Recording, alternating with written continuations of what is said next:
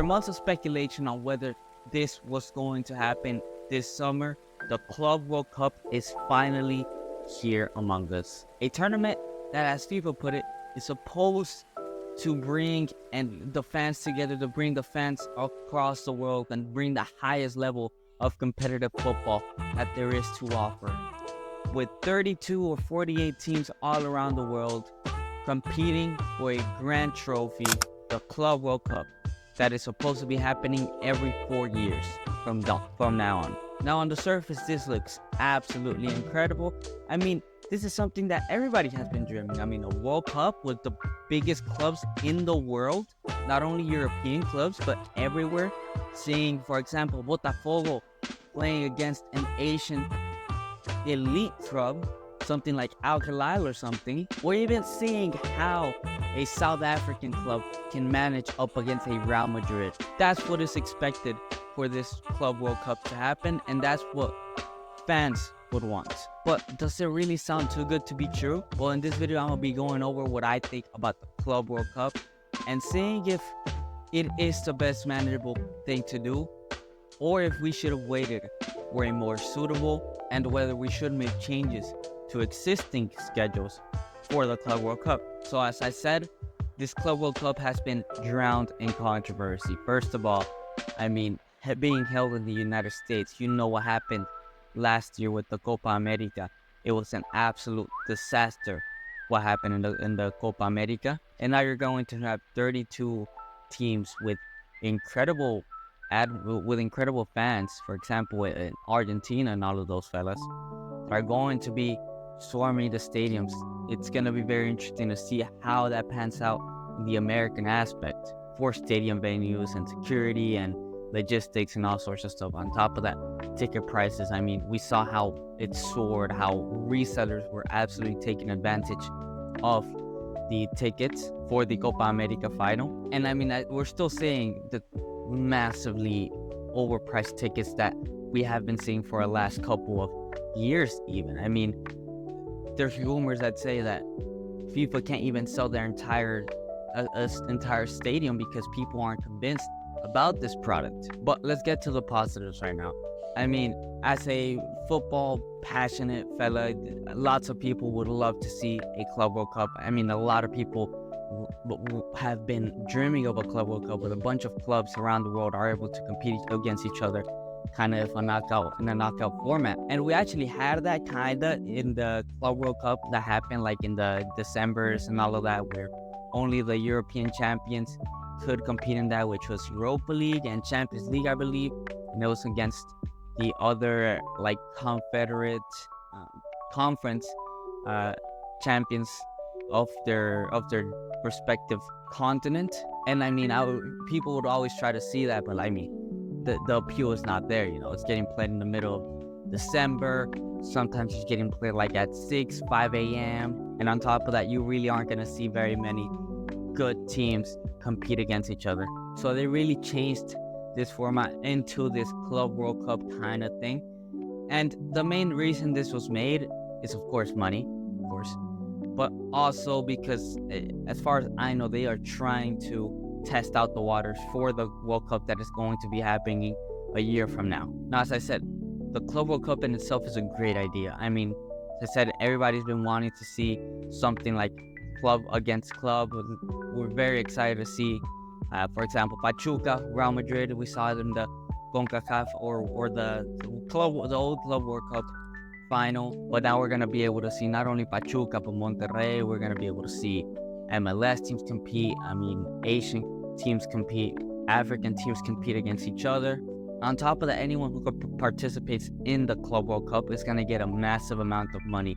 That not only is it going to be quite big for established clubs like Real Madrid, Atletico Madrid, and PSG, but for those smaller clubs, those clubs that may not have as much money as those behemoths, I mean, just by being in there, you get about $7 million.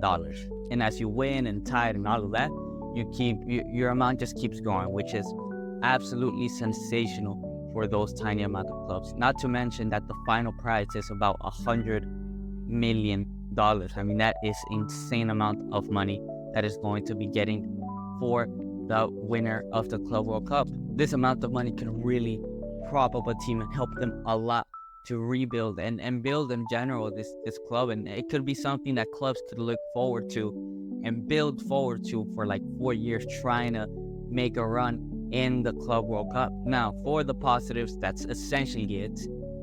Very good idea. In theory, great idea. But I mean, I believe there's like $1 billion that is going to be given out in prize money for every single team in there. And the question is, where do we get those? Where is FIFA going to get those money, right? Well, as I said, the ticket pricing is disproportionately high.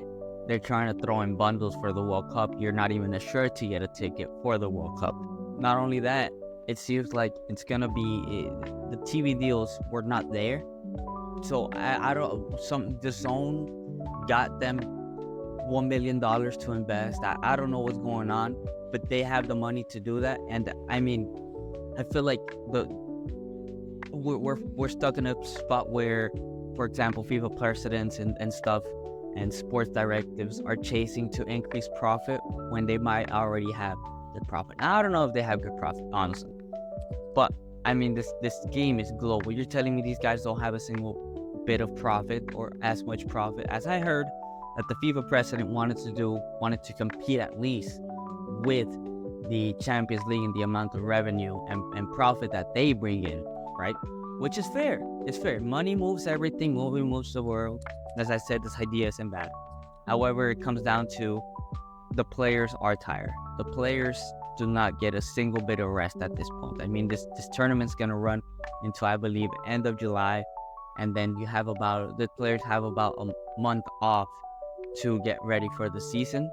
Now, they will not have preseason, which is also a downfall of this tournament. There's no preseason for them to catch on, get into shape for the season. And yes, they make millions of dollars, absolutely millions of dollars, these players.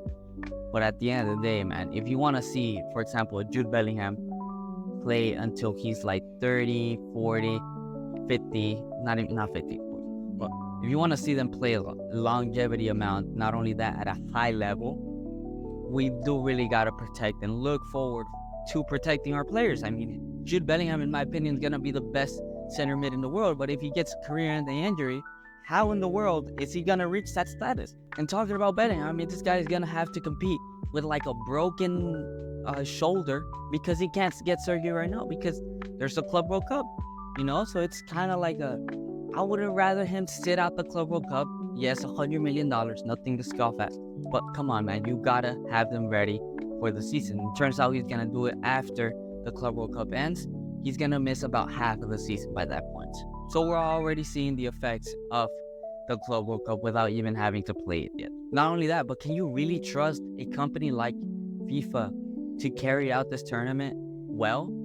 I mean, these guys are, as I said, money hungry, corrupt to the bone. I mean, it's kind of like, come on, man. Like, couldn't this have been done a better way? And not only that, I mean, you have a bunch of tournaments that are being played year round. I mean, and you barely have any chance to sleep in December, let alone now and when you're supposed to. In the January, I mean, in June, in the summer time. So I really do think it's really a disaster for us to be pushing every single competition imaginable to these players, man. I think it's dumb because, I mean, you're going to end up losing a bunch of money because, I mean, not everybody can go to every single game that you want them to go, you know? And I really do think that, I don't know, y'all got to drop a competition. I really like this idea of a 4-year Club World Cup, but there's way too many competitions going on in the world right now. I mean, you get international break very, very often. The Nations League, although Cristiano Ronaldo might go, won it just yesterday. I mean, the amount of stress, the amount of hard work that they have to do in that tournament.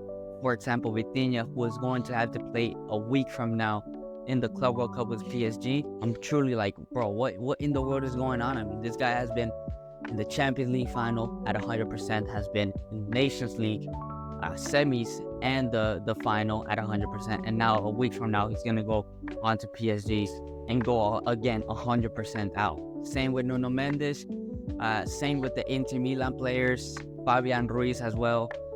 It's a cycle of never-ending games.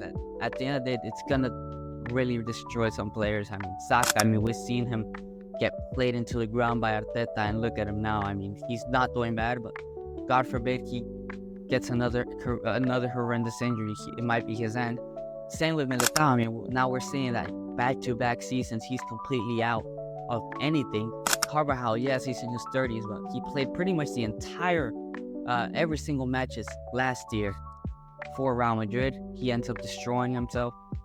Valverde could be on the same track, very dangerous for Federico Valverde. He can play every single minute, every single competition. Rudiger, we saw that already. And that's what I'm scared about. I mean, Lamine Yamal, hopefully Barcelona's not even in this tournament. But I mean, Lamine Yamal, man, he's been playing pretty much every single game. He is 17 years old, man. 17-year-olds should not be playing every single match. I mean, he's one of our best, if not the best talent in the world right now. And you're playing him into the ground. That's not healthy for a 17-year-old to be doing. But it is what it is. I mean, it's going to happen. Real Madrid are taking their starter players or even bought players for the cup.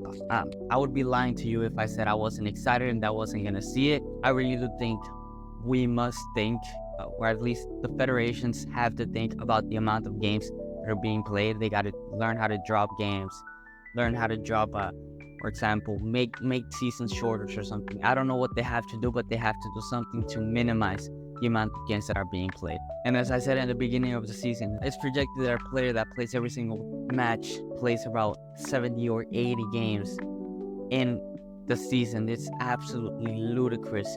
And Valverde is one of those that's in the around 60 game mark, which is insane for a player to be playing that much pretty much every other day. But I mean, I beg that our players aren't getting injured, and hopefully there are really no injuries in this Club World Cup. So yeah, guys, that's gonna be it for this quick little video. I hope you guys enjoyed, and I'll see you guys on next one.